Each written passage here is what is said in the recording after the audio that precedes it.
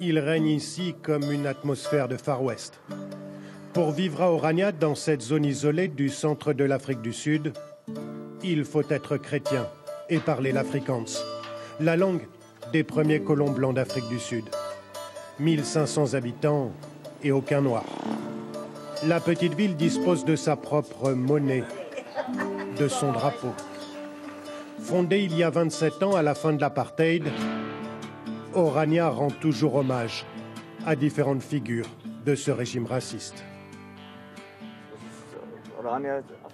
Ici, c'est une communauté afrikaneur où on peut construire notre avenir en toute autonomie. Dans la Nouvelle-Afrique du Sud, il y a une majorité noire et ce n'est pas très agréable pour tous les afrikaneurs. Et l'idée, c'était d'avoir un endroit pour être en dehors de tout ça. Vivre à l'écart entre afrikaners. C'est le choix qu'a fait Anton Enslin en s'installant ici en 2013. Ce fermier habitait auparavant une propriété dans le nord du pays. Il en a été, nous dit-il, expulsé. Il faut couper dans ce sens pour qu'il tombe de l'autre côté. En 2005, des Noirs ont revendiqué la propriété des terres où il était installé. Il a préféré accepter alors la compensation proposée par le gouvernement. Dès qu'il y a eu des réclamations sur ma terre, j'ai reçu des intimidations. Mon père m'a dit alors, « Anton, vends ta ferme. Il faut lâcher une partie des terres. On ne peut pas garder toute l'Afrique du Sud pour nous. Mais maintenant, on se sent tous en sécurité.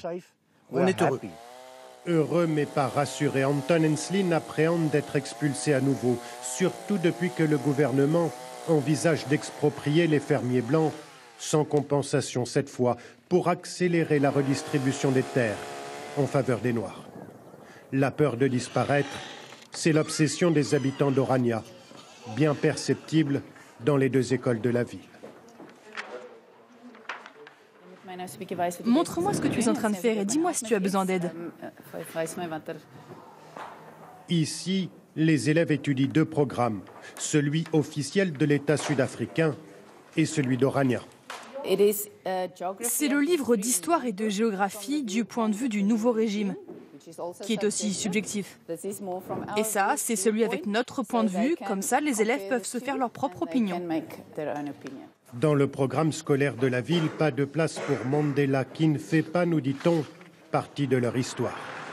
Orania, gardienne de la culture afrikaneur. Quand quelques ouvriers noirs en route pour le travail s'arrêtent par hasard au supermarché, ils découvrent cette ville où les Blancs vivent entre eux, avec des sentiments mitigés.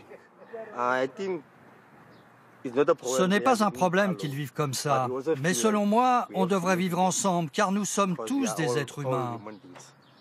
C'est triste de voir ça, de voir un endroit comme ça. C'est si petit, et ils sont seuls. Orania, ville d'irréductible nostalgique de l'apartheid, ou reflet d'un malaise plus profond des Blancs en Afrique du Sud. Leonardo et Nolène Vergottini envisagent sérieusement de s'installer ici. La ville leur fournit une maison pendant une semaine pour qu'ils se décident. On habite depuis 28 ans dans la région du KwaZulu-Natal et là, c'est devenu très difficile de trouver du travail. La mairie d'Orania propose à Leonardo Vergottini de l'aider à créer son entreprise d'électronique. D'après lui, les lois favorisant l'embauche des Noirs, appliquées depuis 2003, se sont retournées contre les Blancs, et contre lui en particulier. Là où j'habite, pour trouver, c'est tellement dur. Et j'ai le sentiment que c'est principalement en raison de ma couleur de peau. C'est de pire en pire. Il y a 15 ans, je pouvais aller au magasin et faire mes courses. Maintenant, je ne sors plus toute seule.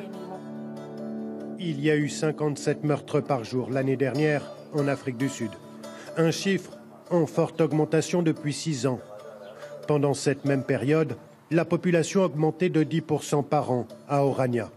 Le signe de tensions raciales de plus en plus fortes.